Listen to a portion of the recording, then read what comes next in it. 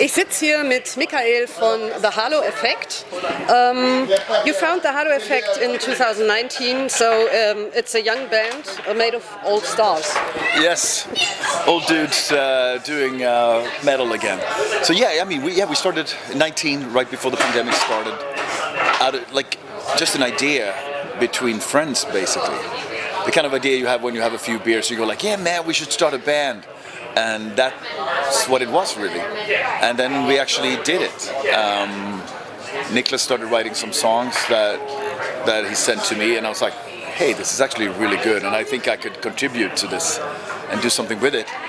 And I sent him a demo of like vocals for it, and he was like, fuck yeah, okay, maybe we should have some other musicians, and why not ask Peter and Daniel and Jesper? It's like all of our old friends that we've been, that I've known since I was 14, 15 years old, and so it made perfect sense, and it was something that I couldn't say no to, and it just started from there. And then of course we started recording an album during that pandemic, not knowing anything if this was going to happen or not, if anyone would care, if we're going to make an album or not. We just wrote songs because it was fun, and just hanging out in the studio, talking about music, and just kind of reminiscing about the 90s when we grew up, that kind of thing. It's fascinating and fun and really interesting, and also not having a time frame, a record deal or anything, like no obligations, no nothing. We just wrote music because it was something that we wanted to do together. But you've got a record deal with Nuclear Blast. How does this come? Yeah, I mean, eventually we realized that this is good enough. Maybe we should try, see if someone is interested. And we actually recorded a video for the song Shadow Minds, which became the first single, and we sent that to a couple labels, and I think the first one that we sent it to was Nuclear Blast. And my old friend Jens, who runs Nuclear Blast now, and I've known him for 20 years, he signed us before the song was over and said, yes, I want this. And so so that's how it started. So we were lucky, of course. I mean, knowing people and having a personal relationships with these, with a lot of labels, and especially Nuclear Blast. So that was easy, and it kind of got started there. And we recorded the album during the pandemic, not knowing when we could release it.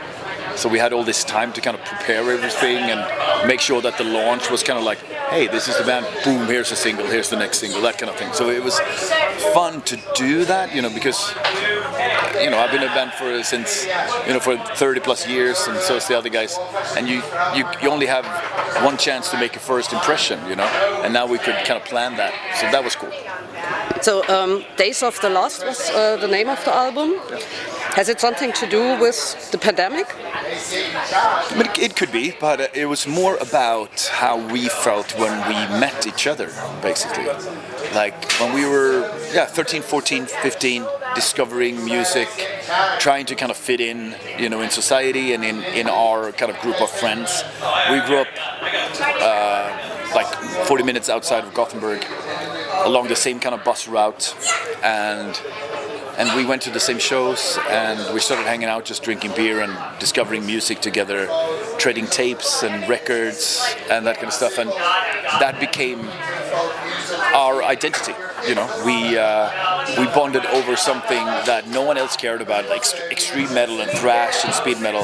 That was our way of kind of meeting new people, meeting new friends, and because going to school, where everybody had a different agenda, and they had all kinds, their focus lay elsewhere, and I didn't care about that at all.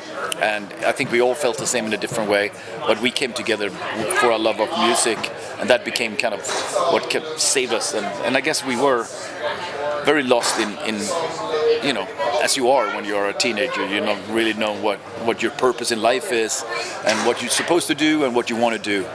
But music came in with such a force that it changed everything, and all of a sudden, like, that's all you wanted to do. And it was the same for all of us, and that's why we're still doing this, after all these years. Like, it became such a life-altering moment, and all of a sudden, like, this is it. When we started writing stuff and had a few songs, and we were like, I don't want to do anything else.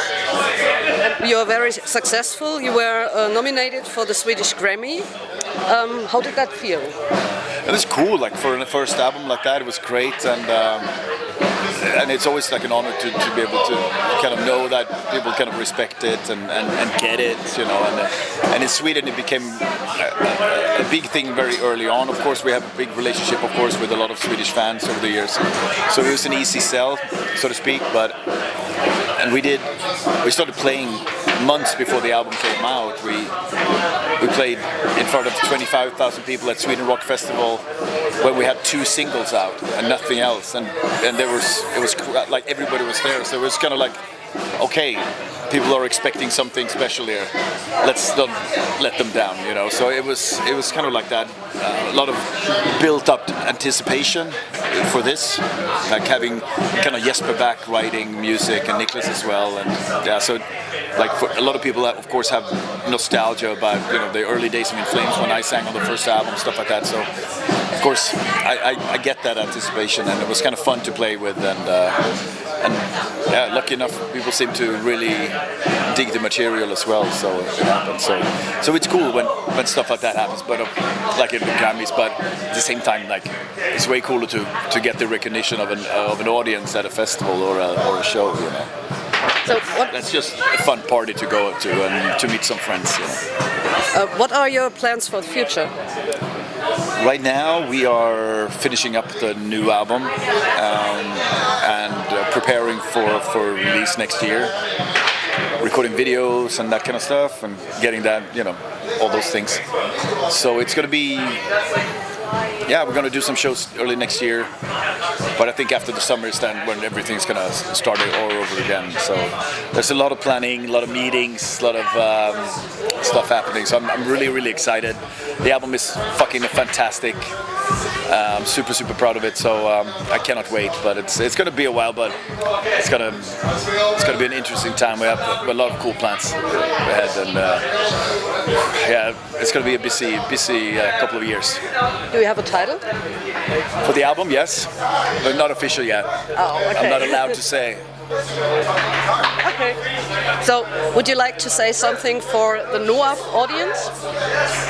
I mean, this is awesome. Yeah, this is something maybe we dreamed of as kids when we were, you know, and now we're created this band just recently, and here we are at this super cool festival. So yeah, I'm super excited and thankful and grateful that this can happen to us. So fucking amazing, and thanks for being here for us. Love it. Thank you very much for this interview. A last question. Would you mind saying loud and powerful, "Hey NOAF"? All right. Just that, or introduce myself first, maybe? Introduction first, or no? No introduction. Hey, NOAF! Fuck yes!